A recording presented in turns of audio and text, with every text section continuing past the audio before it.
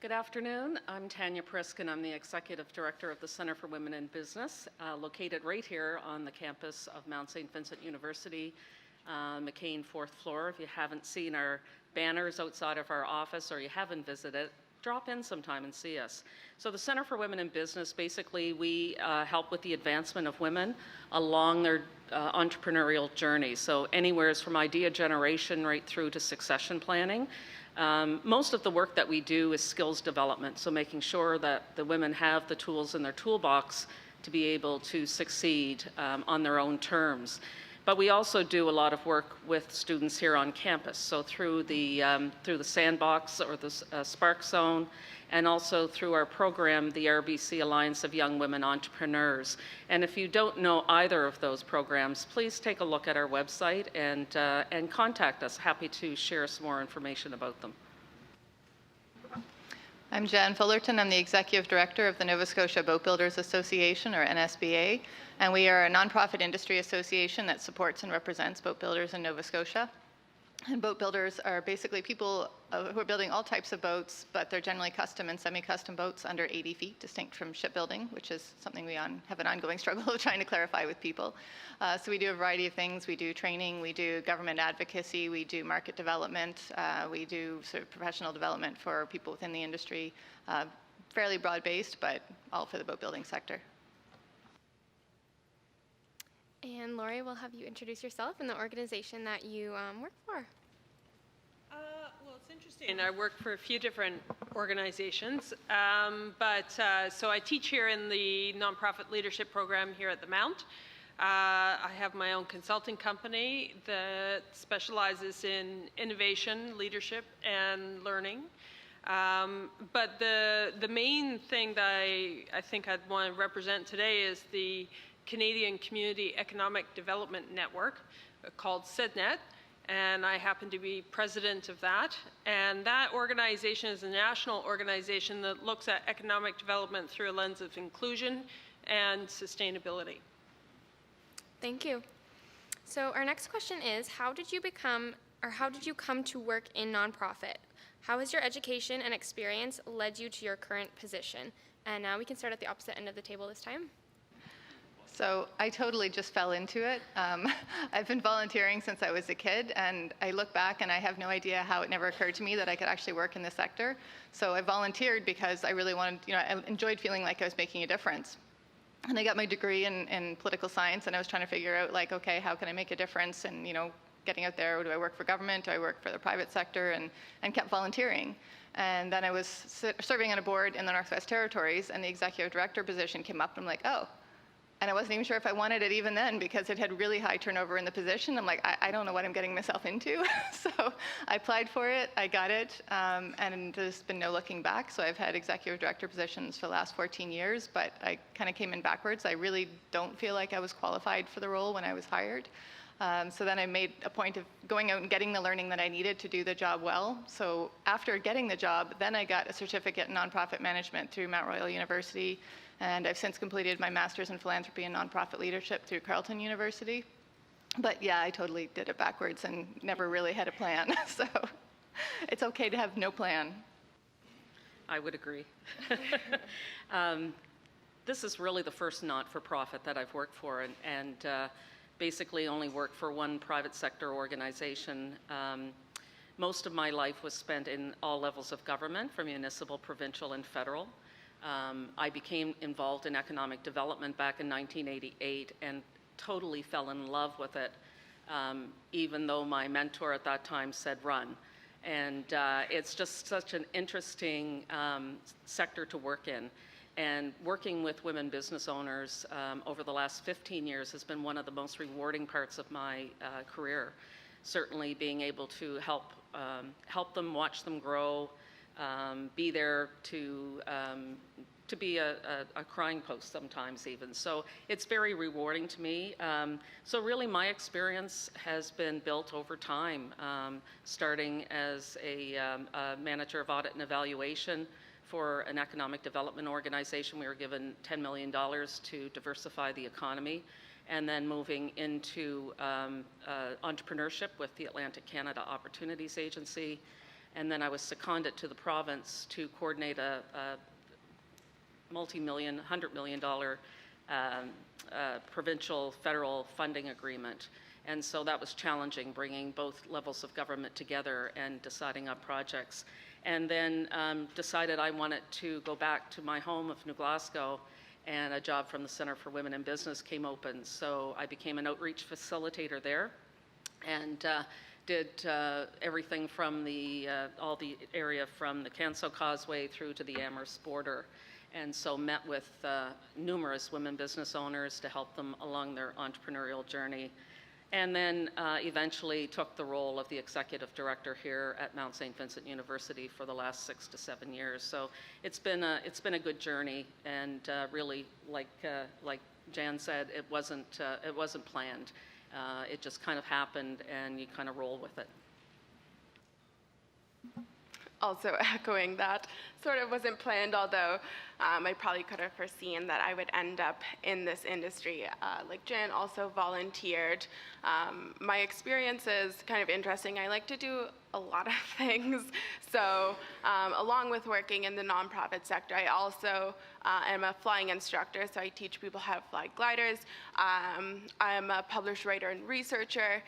I'm really, really passionate about social justice and advocacy, so all of those together seems I have landed in this position where I do get to work with Black entrepreneurs every day. My education, I did a Bachelor of Commerce, and I focused in marketing, so being the training and communications manager, it just kind of blended together there, because I do have a lot of experience in education and training, and then communications is sort of what I was passionate about in university. And yeah, what else? How did that, I'm not sure how that led to my current position. I sort of just heard about the organization, and I knew that it was a place that I needed to be at and that I needed to work at. I'm pretty passionate about helping others, so it all just kind of came together, and so I started back in May 2018. If you're looking for a linear path, you're in the wrong business, because it's, I just wrote down, it was a journey, wasn't planned, we fell into it. Yeah, all the same for me. I introduced myself saying I'm with United Way, but I've retired from United Way, and I'm now on my own, like Lori, with a company called Breakthrough. But for me, I had no intentions of going in the nonprofit world. I have a degree in economics from Western, and I have a Master's of Science in Forestry from U of T. I am an environmental planner. I moved here 15 years ago from Vancouver to start a family out here, and I didn't know how to start in Halifax. It's a relationship-based economy here. It's not necessarily what you do, but who you know or how you know them. So I got started at United Way because I thought, well, if anybody in Halifax that might know to give me advice on how to land as a newcomer, I just called up the CEO and said, hi, how might I land as a newcomer? And got 3 minutes with a wonderful woman named Evelyn Barkhouse. And as I was sitting there, I said, I'm not here to ask you for work. I don't even really know what United Way is about. But after a couple of minutes and talking about the skills, which are project management, people management, social values, the values we care about society, I wound up being offered a job there on trying to get the organization to take on high-risk community development work. You can't get a degree in high-risk community development work. Like, there's no place to go get it. You could go to Australia and get a master's in social capital, which would be darn cool. But for me, it was a transfer of skills. It was, and mostly, believe it or not, it was the environmental background, because if you have an environmental background, you're used to dealing with many issues, heart work and hard work, and you're used to balancing a lot of opposing and sometimes really controversial issues, which is pretty good for high-risk community development in tight neighborhoods in Halifax. So that's how I got started. So I started out doing a journalism degree at King's, and worked in journalism and in the film and television industry for a little bit, first documentaries, and then I was actually shooting music videos of all things. and production management and stuff. And then I got into a position as executive director of an organization called Moving Images Group, which was an umbrella organization for the film and television industry for professional development, skills development for the industry across Atlantic Canada. I didn't know anything about adult learning, and I didn't know anything about nonprofits. But I went about doing certificates in nonprofit leadership through Dalhousie at the time, and I also did a certificate in adult education at that time. Shortly after maybe 3 or 4 years in that position, I actually became ill. I live with a disability, and I was on disability for 12 years. But at the same time, so it was a real struggle. And then, but what I did is I did a lot of volunteering work. I was involved in my community. I was involved in creating nonprofits. I was involved in co-founding a cooperative nonprofit transportation service, a hub called the Old School Community Gathering Place, repurposing of an old school. Whatever there was going, I was involved. And then I also started to do some part-time work based on that volunteering experience. And then I decided to go back to school at St. FX and do a Master's of Adult Education and Community Development. And then after that, I really started to move into the community development field. One of the people I met was Paul, and Paul and I worked on creating a strategy for neighborhood hubs in Halifax with United Way for a couple of years. And we're like buds now, like we hang out. So work on all sorts of things together. And then, so I have my own consulting company, although I also work for the city of Halifax as a community developer and a few other jobs. But now I'm basically focusing on my consulting company, focusing on innovation, learning, and leadership, teaching here at the Mount. I'm thinking about a doctorate. And also just looking for ways to share what I now know with a broad range of people. And also I'm really passionate about diversity and inclusion right now. So I believe diversity and inclusion is a cornerstone of innovation. I'm also, as I mentioned, president of SEDNet, and one of the things I'd say is that the industry is really blurring between the nonprofit and for-profit worlds. So social enterprise, even the new term now is social purpose organizations as opposed to nonprofit. And there is a new $805 million strategy coming down from the feds that is starting to roll out right now called the Social Innovation and Social Finance Strategy. So if you're interested in making a living but also making a difference, this is an awesome time to be looking to do that. Thank you. For our next question, we'd like to know, what are your career goals? And we could start at this end. Me? Yeah. Oh, okay. Yeah, well, I'm literally, November 15th is the deadline to apply for the doctoral program in education here at the Mount. So I'm thinking about that. And I'm thinking about that because this past term I've been teaching again, and I really enjoy teaching. I really enjoy doing teaching in a different way too, much more adult education, discussion, seminar sort of style. And I have my students actually even working with me to co-create their final exam. I believe, it's funny because I looked at an MPA and I looked at the Masters of Adult Education at St. FX, and I knew an MPA would be a more direct career path to getting into government and all that kind of stuff. An MPA or an MBA will usually serve you very well. But I chose a bit different degree, a bit more in line with my heart and how I like to work. It's been a bit more of a struggle. It's not as much of a straight line career-wise, but in terms of really opening my eyes in terms of how change happens and how to work with people to create change, I think it was one of the best things I possibly could have done.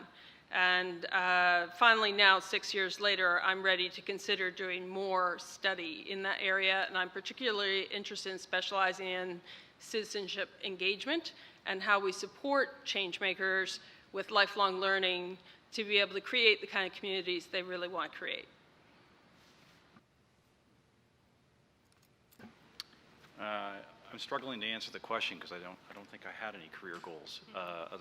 It's a weird phrase, career goal, right? It makes it sound like you should have your crap together when really nobody does. So I think it's more about what are your life values, right?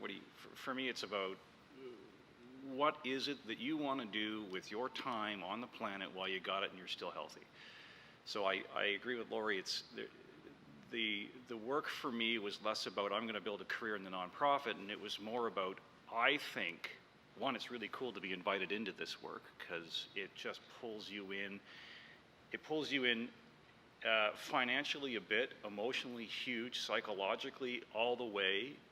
Your friends and your network, the people you work with, you never turn off the switch at 5 o'clock. So it is a part of you, of what you do. So for me, the career goals are my values. And the values are to make this place better. And before working at United Way, it was making the place better environmentally. And now it's more making a stronger community and getting through the challenges that are really holding us back. We call them wicked problems, and we got lots of them. And that's sort of my career, is to help people be more engaged and stronger, more optimistic about making a difference.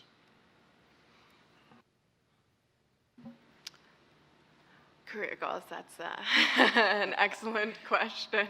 So I really like what Paul said about values instead of goals, because that's also where I've sort of gravitated towards. So if I'm in a position, and for as long as I can remember, I've always wanted to have some positive impact. So whether that was on just a single person or a community or an organization, that was what drew me to what I did. And as long as I'm having that positive impact socially, economically, environmentally, I'm quite happy. There's so many possibilities, I think, in the nonprofit sector. There's so many jobs out there, and I'm not sure if my job is created yet, but I've always kind of been in the mindset as to when it's time to grow elsewhere, that's where I'll go. So I have no idea at all, but I'm really excited about the fact that whatever I do, it is going to be it's going to have some empowering role for different communities. So whether it's like women or BIPOC, different marginalized groups, that's what my focus is going to be on. So I don't know what my future career is going to be, but it's always going to align with my values, and it's always going to bring me that joy and that satisfaction of doing something good in the community. Well, mine is pretty simple. I want to retire. But there's so much to be done in the women's entrepreneurship space. There's inequality, and we really need to continue to push for our voices to be heard. According to my astrologer, my career path is not due to bloom until another 5 or 6 years, so I guess I'll hopefully be around. But, you know, I guess I never really had a career goal. I just wanted to enjoy what I was doing, and I've accomplished that. So, you know, I guess that's about all I can say on that one. Well, I already acknowledged earlier I didn't have a plan, so I still don't really have plans. I married one of those strange creatures who knew what he wanted to do when he was 12 and followed that path and is still planning for a future, and thank heavens one of us is. But as far as me, I know I want to stay somehow connected to the nonprofit sector and sort of community change and making a difference. I have a lot of ideas about how that could look or what path might take me there, and I'm not really sure which one of those I'll follow. It took me 5 or 10 years to find my master's program, partly because it's a new program and it didn't exist when I first started looking. So when I found the Master's in Philanthropy and Nonprofit Leadership, I'm like, yes, finally something that's actually what I want to do, not some other master's that I'm trying to fit into what I want to do. So I was really excited about that. And I think it's awesome that the Mount has an undergrad program here for nonprofit leadership, because having that opportunity, I wish I'd had it when I was younger. So in terms of where I go from here, I see a couple of different pathways. One is I keep doing what I'm doing and get as good at it as possible, and then maybe move into consulting. I like the idea of being able to help more than one nonprofit. So through consulting, that's one pathway I see that is a relatively easy pathway. And as part of that, I'm trying to develop certain skills in my current role that aren't as good as I'd like them to be. And taking opportunities for learning. I always take opportunities for learning. So in particular, what I'm finding is there's changes to what government funders are expecting in reporting. So I'm expecting evaluation to be a more critical piece of working in the nonprofit sector moving forward. So that's a skill set that I know from doing my master's that I don't understand it as well as I need to, or as well as I might like to in future. So part of it is that's one path I see as an opportunity. Another pathway would be to look at doing my doctorate. Only doing my master's was really hard, and I loved doing my master's. I loved the people I met. I loved the things I learned. I loved being in school, but it was hard on the rest of my life.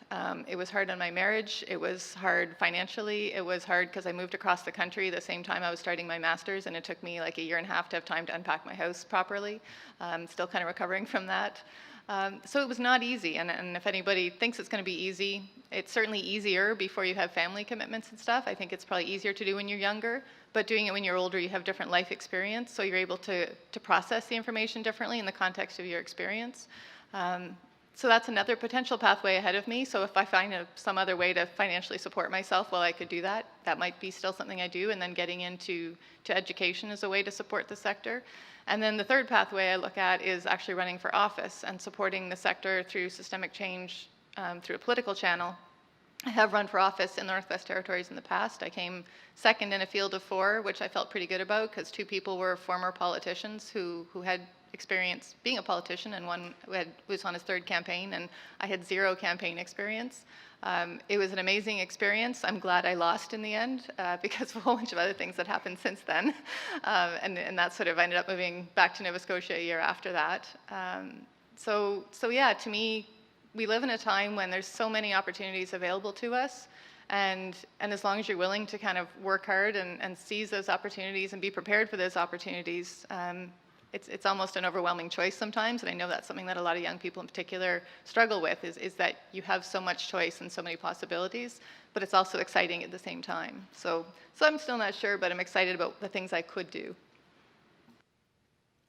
Thank you. So next we'd like to know what you like about your work, what you dislike about your work, and what you find the most challenging about what you do. And if one of you would like to start off, we can start in the middle this time with Lydia. Okay, so what do I like about my work? I really, really do love my job. So when I wake up begrudgingly every morning, not a morning person, I'm never upset that I'm going to work. I really do love going to the office, and I enjoy who I work with, and knowing that the work that I'm doing that day is making a difference.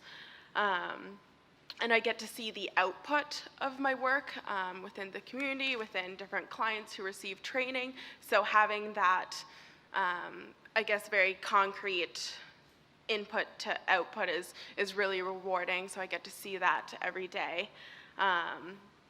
I love meeting people. I love storytelling. I get to learn about different businesses every day. So if you want to know some cool places to go for food or dessert, I got you. And also I work in a pretty small office. I think there's about 10 of us. So I always have hands in different pots, and I always get to work on really cool projects. A lot of it takes the whole team to pull off. So I learn a lot of different skills that I perhaps wouldn't have if I was in a larger office, or if our team was structured differently. So I do like being able to grow professionally as well where I'm at. Sometimes that can be a little bit of a challenge. as well, what I dislike or what I find most challenging. I guess just like any job, I would prefer, I have a dream of like flexible work being the thing. I'm really interested in the future of work. So when I am most productive, which is usually not in the morning, so what I dislike is maybe the structure of a work day, but I think that can change. The most challenging thing, I put a lot of heart into my work, and so it can be really hard sometimes at the end of the day when things maybe didn't go your way. And some of the stories that I hear are, they get to me. And so it's not just a job that I can clock out of at the end of the day. I take those stories with me and I sort of like internalize them. And so that can be really challenging, but then it also drives me to work harder and do more wherever I can. So I guess turning a negative into a positive, but I think that covers everything. I'll go next. What do I like about the work? Now, my example's only, I was with the United Way for 13 years and then Inspiring Communities for a year and then on my own. So with that lens, I loved the flexibility of the work because I'd come out of private sector and government out west, which was rather rigid. So I love the flexibility. So they're surprisingly in the nonprofit sector, and it might be because they're so short on resources, that they're really open to hearing opinion. And we have, what I liked about it is that there's a lot of groupthink going along, a lot of ideation, a lot of brainstorming, a lot of facilitation to get to consensus as a crew on what we want to do. And that's probably because we're not creating widgets, we are trying to build amazing people. The other things I liked about it was that the feedback mechanism is actually pretty quick, depending on what nonprofit you're in, at least in the social sector. You're helping people, right? You know it fairly quick. Most of the people you're helping are either sitting or standing right in front of you, or they're one arm's length away, so you get really close contact, so you know whether you're helping or not. What I disliked about it is it's in the title, right? Nonprofit. You don't come into this business for money, right? There's no bonus structures, the salary's terrible. There's, more often than not, we did not have pay raises at United Way because we're tied to how the campaigns are made. So you don't go in it for money, you go in it because you need just enough money to live, and then you pour your heart into the work because the work is great and the people you're with are great. The other challenges for me is like when I said when I started, and I was joking saying I'm the rare and endangered middle-aged man in the nonprofit. The gender inequity is a real challenge.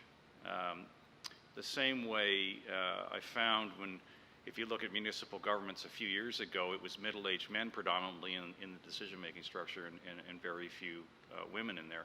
The nonprofit sector I've been experiencing is flipped. It's mostly 80% women in the organizations and 20% men. So I find that gender inequality a little bit hard. I'd love to see that level out a bit.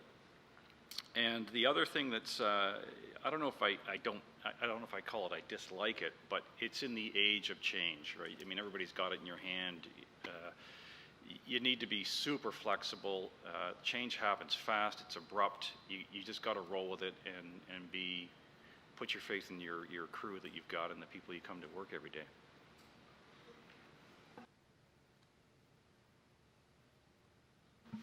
I can go next.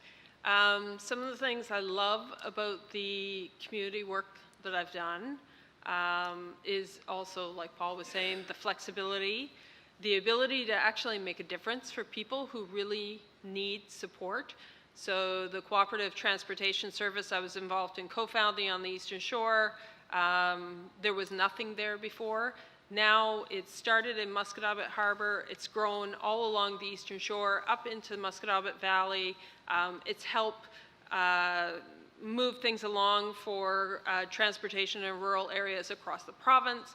So to know that I played a small role in helping to get that ball rolling is really gratifying. Knowing that you can actually make a difference is awesome. It's not always clear to see, but when you do get that feedback and find out about the ripples that come out from your work, that's extremely gratifying. And the flexibility for me when I was raising my family was very good. I did a lot of work from home. I still do a lot of work from home. So that was really useful. And I learned a lot. I love learning. So for me, constantly being in situations that were really challenging, that really forced me to stretch. I mean, if there's one thing that there is not an abundance of in the nonprofit or social purpose sector, it's resources, both human and financial. So you learn how to make do with not much if you're going to actually make something happen. Some of the problems with the sector, or things that I think are challenges and not so great, again, like Paul mentioned, it is a very gender-dominant society. It's dominant. I mean, it comes from charity, right? It comes from people off the side, usually women, usually well-off women in the past, who wanted to do some charitable work, right? That's why it's often called the charitable sector.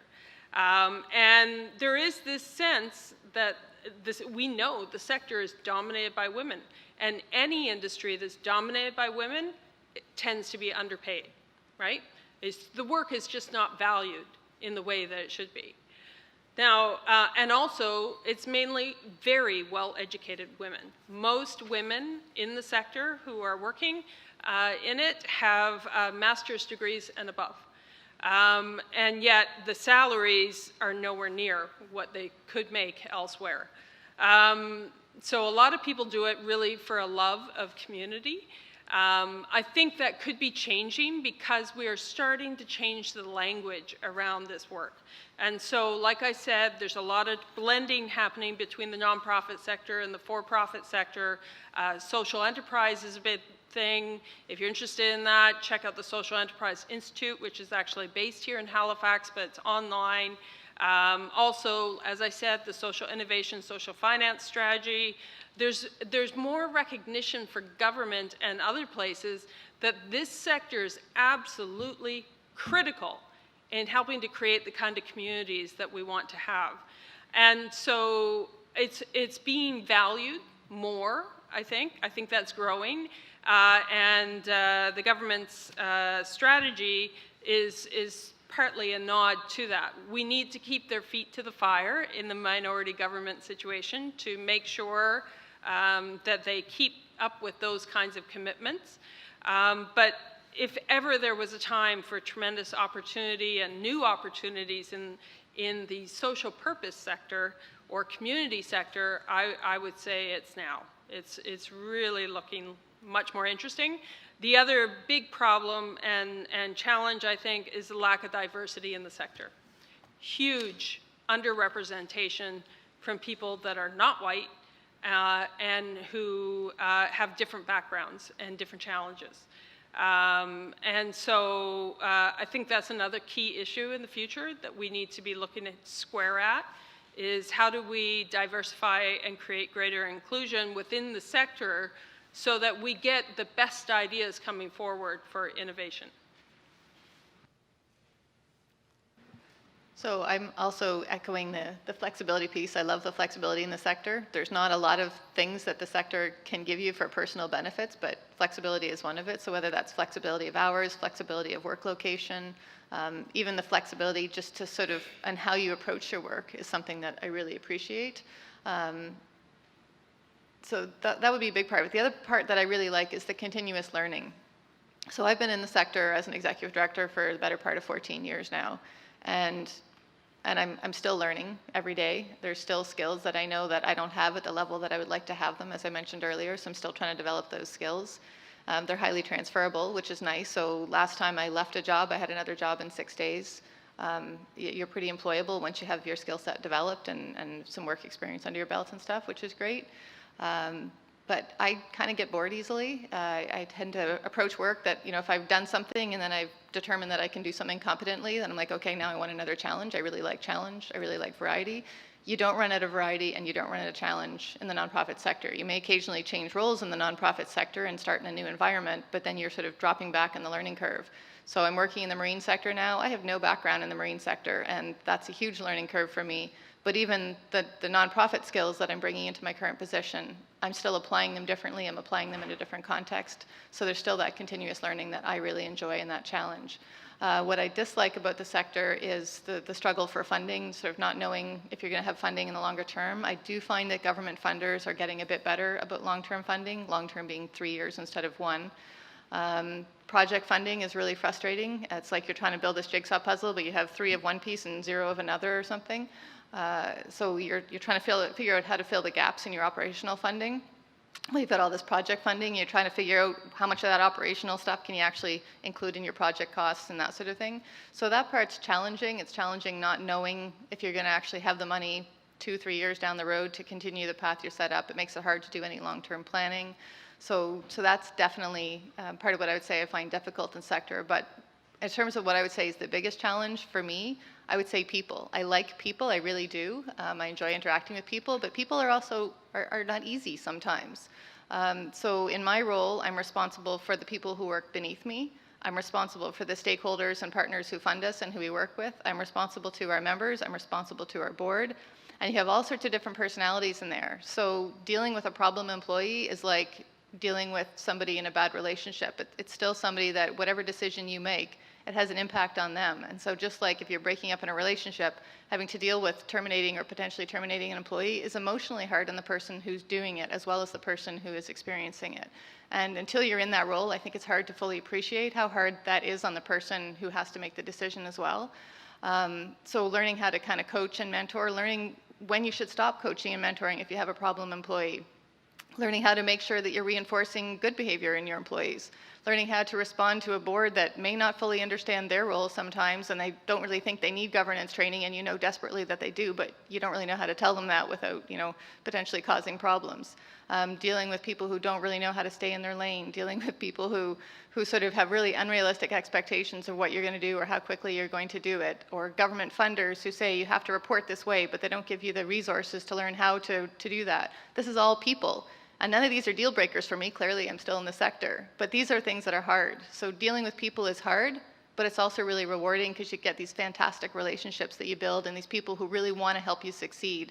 So even those government funders that the terms of the funding is sometimes frustrating, they want you to succeed still. They're funding your organization because they believe in it too and they believe that you can make a difference. So you just have to try to check your ego, keep working through it and stuff like that. Try not to take things personally, even though sometimes it is. But it's worth it in the long run, as far as I'm concerned. I'm not sure I have much more to add to that. It was a bit of a rant. I think I agree with the panel. Coming out of working for government for many years, it was the flexibility of the position.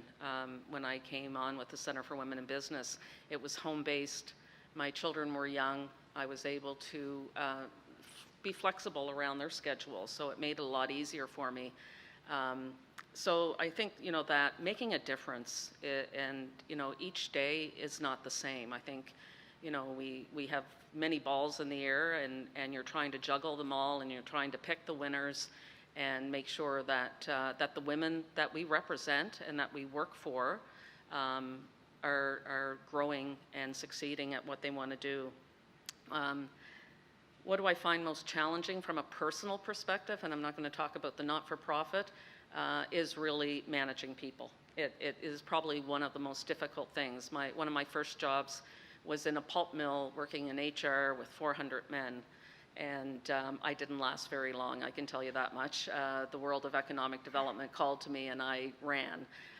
So it is very difficult trying to manage expectations of employees, and also really as an executive director, getting them to understand where you're taking the organization.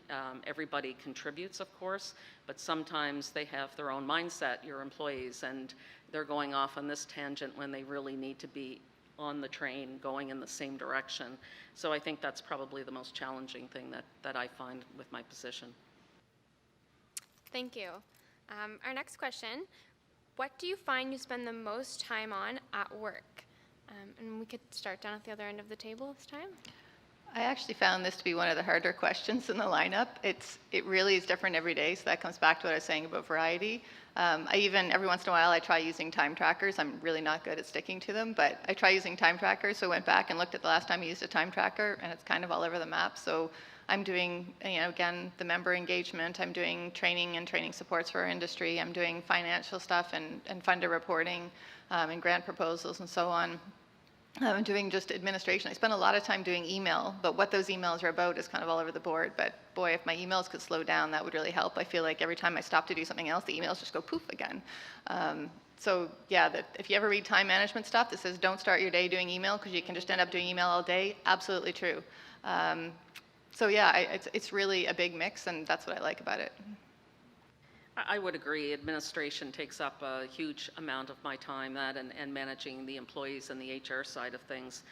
But really, I think an important part of being in a not-for-profit is developing those relationships with others in the community. So like-minded organizations, like we do a lot with the Black Business Initiative, in trying to make sure we share some of those resources. You know, we struggle sometimes with funding. Another organization might have a dribble of money that we can use and collaborate on and build a bigger picture. So those are the things that I find to be very important, that I try to spend a lot of time is looking for those relationships that can help. Yeah, it's kind of all over the place, and it definitely depends on the season and what projects we're working on, and what the need is in the community. So a lot of administration as well, but I do get to do things like this, like coming to panels, and work is pretty flexible with letting me go to where I feel like I need to grow. So professional development is really important. So just this past year, I've been to like Vancouver and Edmonton for different opportunities. But my day-to-day can be a little bit crazy there is like a lack of resources sometimes, so you're pulled in different directions for different projects, or something comes that's a higher priority, and then suddenly you have to task switch and prioritize something new. So it is a challenging environment, but being able to adapt to everything that comes your way. Basically every day I'm just adapting to something new. Ditto. Yeah, emails are insane. Everybody here knows that. But and even in nonprofits, you're looking between 100 and 200 emails a day, half of which have to be dealt with, right? So you just get used to that, or you just get really annoyed with it. For me, most to spend time is working in the gray. It's the only way I can describe it. There's no clear path in this stuff. It seems to be twisted and turny and murky, and it's conversation-based as opposed to process-based, meaning that you know exactly what to do when. So I would say dealing with the high emotional intelligence and the number of bosses you've got makes everything in the gray. So in a nonprofit, typically you've got your staff, you've got your CEO, you've got your board, but you're also servants of community and you're servants of funders, and so you have many, many bosses. So I call that working in the gray all the time. So you spend a lot of time negotiating and trying to find where the strengths are and avoid the landmines. So it is energizing and exhausting at the same time. So earlier in my career, I would say I spent most of my time writing proposals, trying to find funding for things, and trying to move along whatever the organization's mission is. I quickly moved more into a lot of networking and connecting people and ideas. That's a huge part of what I do now, and I really enjoy it on the people side. Not doing so much the management part, but just the connecting and trying to find ways to break down silos and create more collaboration among people and organizations. I'm also focusing more on innovation these days and what it takes to help organizations to really go to that next level in terms of trying to accomplish their mission. That's very different than management. So it's much more about learning and about helping others to learn and creating learning opportunities, providing feedback, helping organizations to try and navigate through some of the mess that Paul was talking about. So that's what I'm doing more so now, still writing a few proposals, but most of it is I'm just constantly meeting with people, talking about what they're trying to do, and connecting them with others who are trying to do similar things. And I'm at a very happy place right now doing that. Thank you. What do you see as the key skills needed to work in nonprofit organizations today? I don't know if anyone would like to go ahead and start. I'll go. I think you have to be able to pivot. Not-for-profits are typically small-staffed, limited funding. You have to be resourceful. You have to be able to pick up where you need to be. If it's an event, if it's looking at a funding proposal, we wear many, many hats. So really honing in on those skills and being adaptable is absolutely essential.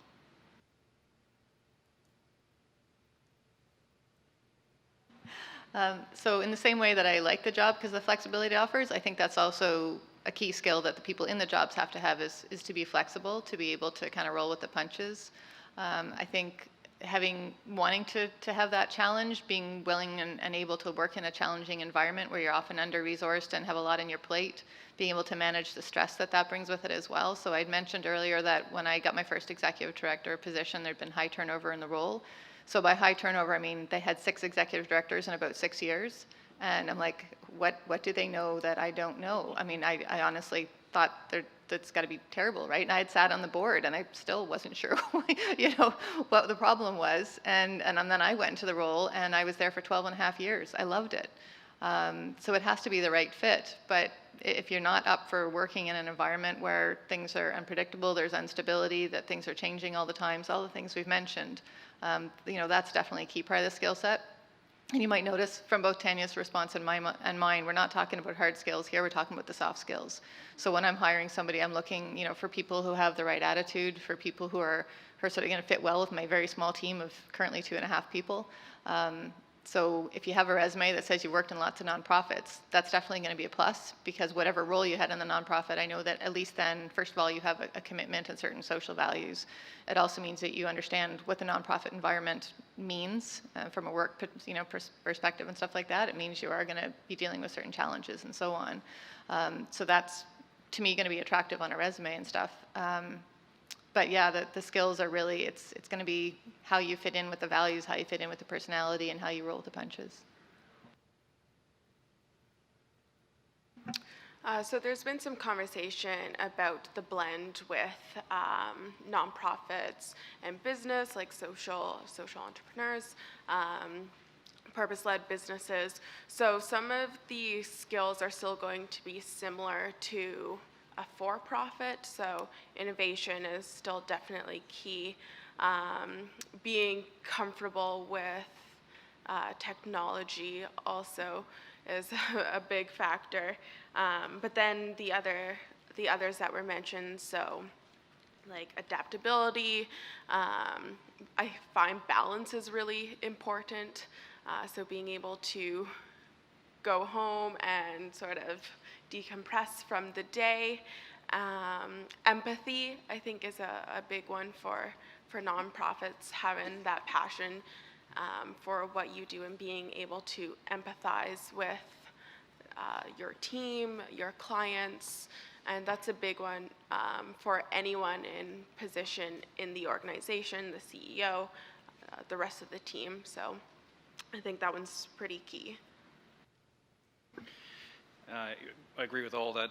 The other one is to show up with some ability to relate to people is probably the number one for me. So it's empathy, but it's also emotional intelligence. It's how we relate to people. The other skill that's really interesting, and I wish someone had told me this a long time ago, but it took me 30 years to finally figure it out, is that you actually don't need to turn up in the nonprofit sector knowing everything, because you can't. What you need to do is turn up knowing that a lot of people need to row. A lot of people need to build this thing. So it's turning up with the skill and the confidence to say, I know that, and I don't understand that, but I can get the right people to understand that, and we'll be better. So you don't need to turn up having everything all laid out. So I think it's the skill of knowing when to lead from the front, when to lead from the side, when to lead from behind, and when to get the heck out of the way. I think is probably what you also need to show up with. So I think there's general skills that are really important, being really creative, being able to think outside the box, having a sense of initiative, not waiting for someone to tell you what to do, but once you know what the problem is or what the goal is, constantly being able to contribute ideas to that. Teamwork, absolutely essential to be able to work well with others, and passion. You really got to love what you're doing. You got to know why you're doing what you're doing, okay? So a little Simon Sinek in there. And like he has a new book out called The Infinite Game, and one of the key things he says is organizations that want to do well need to understand what their just cause is. So knowing why you're doing this work, what you want to accomplish, how you want to help people, how you want to make a difference, I think is absolutely critical. And then there's the other skills, like technical skills, which, again, because of the blending of the sectors and the need to diversify revenue, business skills are critical. So knowing how to do a business plan, knowing how to find money and understand how money works from a business perspective, I think is really critical. And then technology as well, which is something as younger folk you have as an asset already. It's not being trained in technology, it's having that capacity to teach yourself new technology and teach others and share with others how that technology can help accomplish the mission. So there's articles going out now about AI and the nonprofit sector or the community sector, and it's like, AI, really? We barely have money for paper clips. But that says, so if you're interested in how technology can help move forward and create a better world and do good, that's also an area that is desperately needed.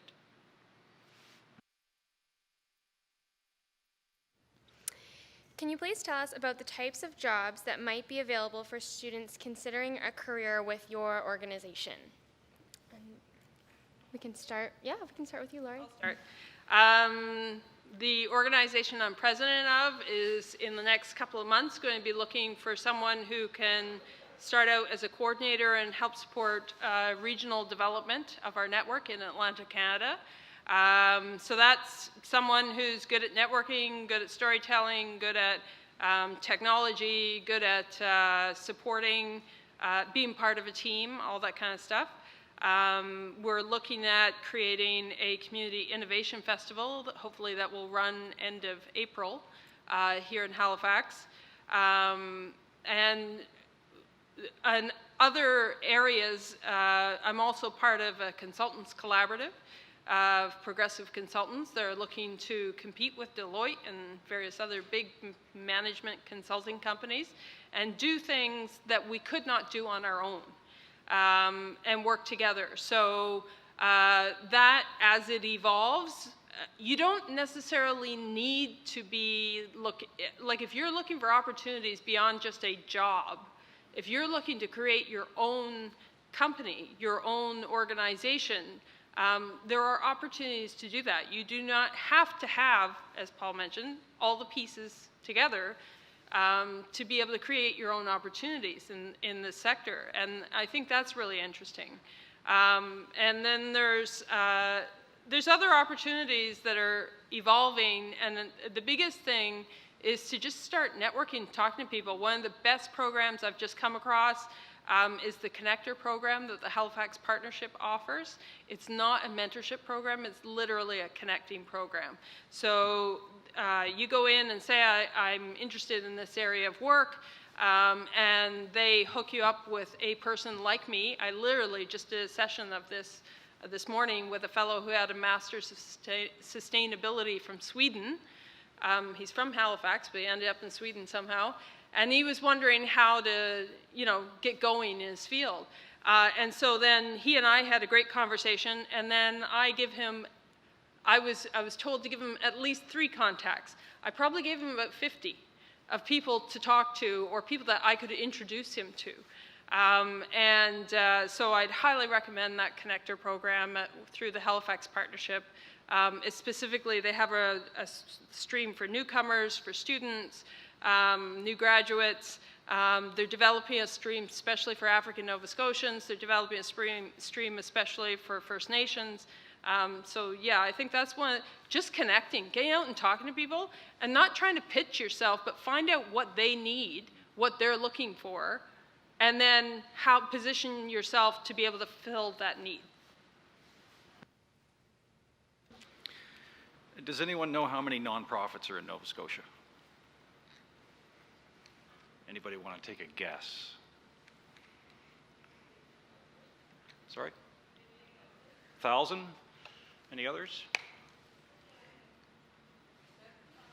50? Yeah, okay. There's 1 million people in Nova Scotia. Most of them, well, a third of them are in the basin of Halifax. There are 5,500 nonprofits in Nova Scotia. So when you ask what kind of jobs are out there, there's everything from, data entry to administration, lots of coordination roles, director roles, manager roles, programs and services roles. There's executive directors needed everywhere all the time. So there's tons out there. There's lots of resources. I think you could always call any of us and say, where would you go look, or how would you start? That would be great. So if there's 5,500 nonprofits, do you know how many social enterprises are in Nova Scotia? 1,000? I saw you. There's 3,500 social enterprises as of last year in Nova Scotia. So some of them are nonprofits, but generally your target audience is pretty big. Like, you got 7,000 plus organizations out there in a province of 1 million people that's as big as Vancouver Island. So you got lots of folks to go talk to and lots of different kind of jobs to think about. My experience was that there's only a handful of people in the 13 years I was at United Way that are actually in the jobs they started in. So just try and get in the door and look for jobs that find interesting, and chances are, because it's so innovative and emergent and pivoting all the time, that you'll find other work as it goes along. Yeah, I would say to just ask nonprofit organizations. My job kind of was created for me. So like, they put together training in communications, whereas they haven't had that role before, but it was based on my resume, but I wouldn't have known any of this if I didn't have an interest in the organization, and I just asked to meet for coffee, and that turned into an informal job interview, and then there was a formal job interview to follow. But none of that would have happened if I didn't ask, and the nonprofit sector is kind of interesting in that way, where there is that flexibility to job create or to take what you're interested in and blend it with something else. So there is so much out there. So find something you're interested in, get connected with somebody from that organization, and you never know where it could take you from there.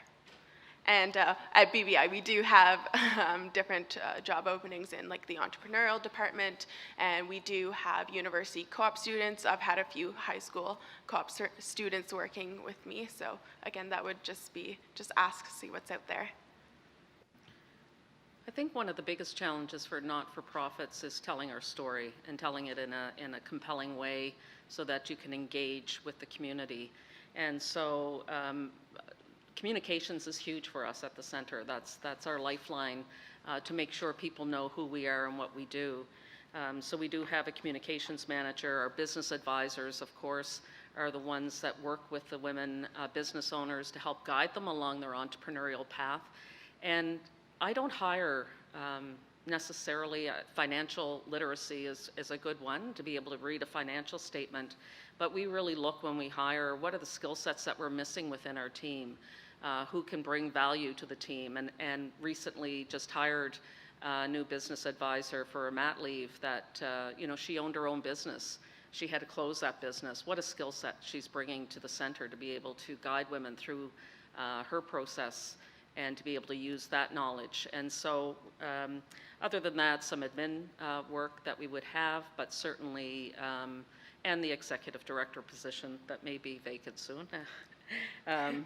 But yeah, I think really when you're considering a career, sell your strengths when you're coming in looking for work. And there is so much potential out there with not-for-profits that you'll find something, I'm sure, that will sing to your heart. And that's really what you have to look for. So as I mentioned, we have 2.5 employees right now, 2 full-time, 1 part-time, so not a huge amount of opportunities. That being said, I've got a funding proposal in that eventually I hope to hear back on to get another full-time staff position or possibly 2 half-time staff positions. So in terms of the current roles we have the executive director, obviously. We have a full-time person who does basically our public outreach and engagement, especially youth outreach. So she spends a lot of time on the road doing school presentations and career fairs and stuff like that. And she's basically booked up until Christmas, so I can't remember what she looks like. Just kidding.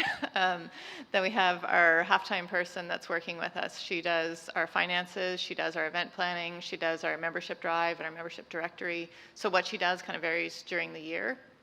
And she kind of likes that. And then she also, when she's not busy with any of those things in her sort of slower periods, and she also helps with the training side of our program. I knew when I took on this role that it would probably take me 6 to 12 months to kind of figure out how my team was going to settle, because I have a very different skill set from the previous executive director. He had a technical background in the marine industry and not a nonprofit background. I come in with a nonprofit background and 0 technical background. So that sort of changes how I approach the role from how he did the role.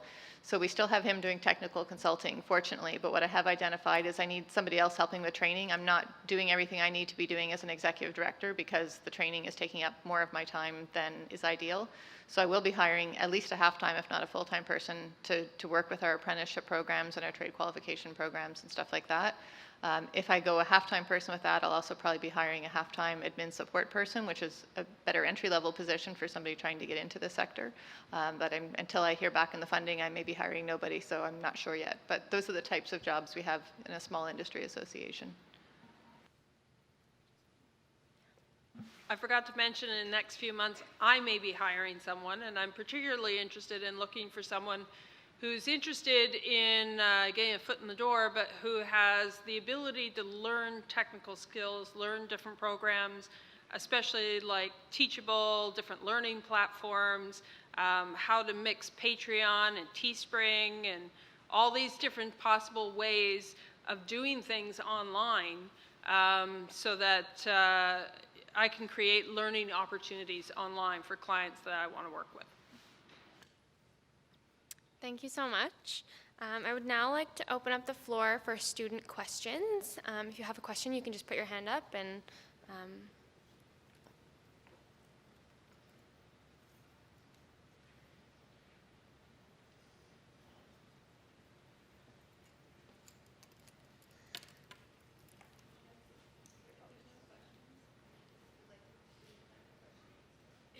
sorry? Okay. Hi. This question is actually for Paul. I know you mentioned that you thought that there was a difference in how many men and women are in nonprofit. Why do you feel that it's important for more men to work in nonprofit? I think when you approach this work, there's an equity lens to everything you do, and it's not just gender equity. It's financial equity, it's diversity equity, it's age equity, and in this work, I find it a little challenging when the disequity is so obvious, the inequity. and that a lot of men don't, at least in the larger nonprofits, aren't gravitating to the work, and it makes me wonder why. It makes me wonder why some organizations can't capture a greater diversity in age around the table. So for me, it's, if I'm looking at an equity lens, I'm always curious as to how people are not, why they're not showing up differently. Because the more, I guess the assumption is that the more diversity and the more equity we have in our decisions, the more likely they're better decisions. And so it's not just gender inequity, I'm worried about a whole bunch of other things. Thanks.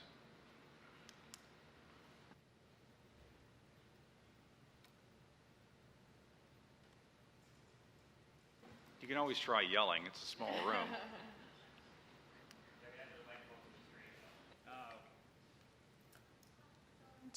I'm just wondering, so this career panel is more about nonprofit leadership, and I know that you guys touch a bit on like how like the leadership here works, but I just want to get like a better understanding.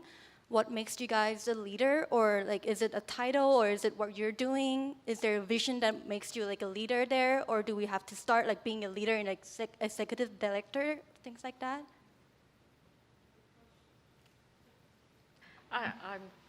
Oh, sorry. That's a very good question. I'm not sure. I think I was propelled into the position and took the challenge. I don't think you can learn leadership. I think you build that from within, and you have to be compassionate with your employees, making sure they understand your vision, making sure that you are a cohesive team. And sometimes it's really hard. It's very lonely. I always say nobody ever asks me how I'm doing. It's always about the employees. And so it's really being resilient and knowing that you are taking them in the right direction is really being strong. And yeah, it's hard sometimes. It's great to be a leader and to have that vision, but I think you really do have to be very strong in your point of view and making sure that the people that you hire and surround yourself with have the same passion as what you do. I just want to add, you asked a question about job titles. So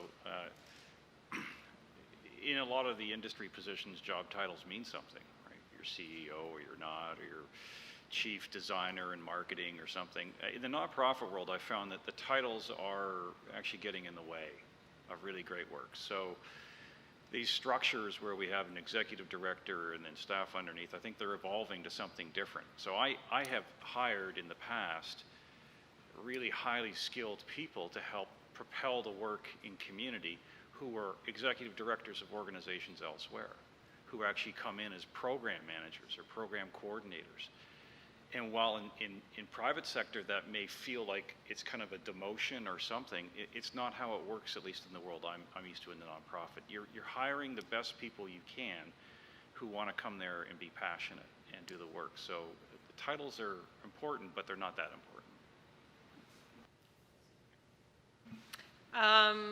Yeah, I'd like to just add to that. I think one of the interesting things about the community sector and the way things are evolving is leadership is an extremely fluid thing. I think anybody can be a leader at any time. Simon Sinek, again, would say, as soon as you take responsibility for the person on the right of you and the left of you, you're a leader. As soon as you want to make the world a better place, you're a leader. And this is kind of a unique opportunity to this sector, is that you don't have to wait in line. You don't have to wait till you've earned your stripes.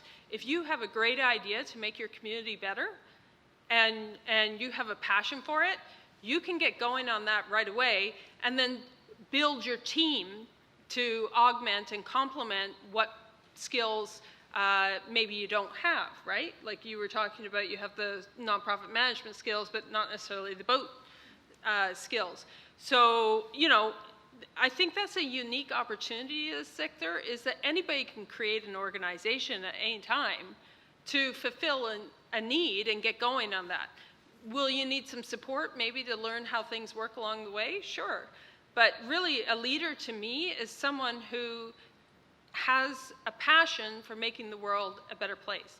And again, Simon Sinek has a great book, the one before the newest one, called Leaders Eat Last. And there's tons of YouTube videos about him and stuff. I'd really encourage you to check out his perspective on leadership, because I think it fits very well with where we're going in the future with a blending of the sectors and so on. I also just wanted to comment that in the executive director role, it is a mixture of both leadership and management, and there's books written about that, and one of which I should remember because I had to read it in my master's. But I think it's also important to remember, though, that not everybody needs to be a leader in the nonprofit sector. There's a whole lot of different roles. So yes, we have talked more about leadership a bit in this panel, but there's the first follower principle that nobody becomes a leader until somebody chooses to follow you. And so it's really important to have those other people. So if all of us were trying to be leaders, I think the world would be a mess, honestly. We need to have people who are willing to look at somebody else's vision and buy into it. We need to have that shared vision where everybody's happy to sort of have a different role in the team and aren't concerned about necessarily being the person who's out front and center. Probably in some ways I care about being front and center. I have a little bit of ego, but I care more about seeing it done. So I just find that I tend to feel strongly about how it gets done, and then I just sort of put myself forward, and then I keep ending up in leadership positions without necessarily that being my primary objective. But yeah, don't sort of mix up the importance of leadership versus everybody else in the organization, because all of the roles are super important. And I will say, so I'm not the CEO of our organization, nor am I an executive director, but I have led teams of 18 people before, and I've ran conferences and worked with teams, and I see those experiences as just as valid as where I'm at now. And I love the conversation about what leadership is and about being passionate about leadership, and I think that's really what connects it all. In all those different roles, whether I had a formal leadership position and was at the top or not, what connects all of them is that I've been passionate about every single one of those roles that I've been in. And I think that's what leadership is. Thank you. I think that's all the time we have for student questions today. Let's give a big round of applause for our panelists.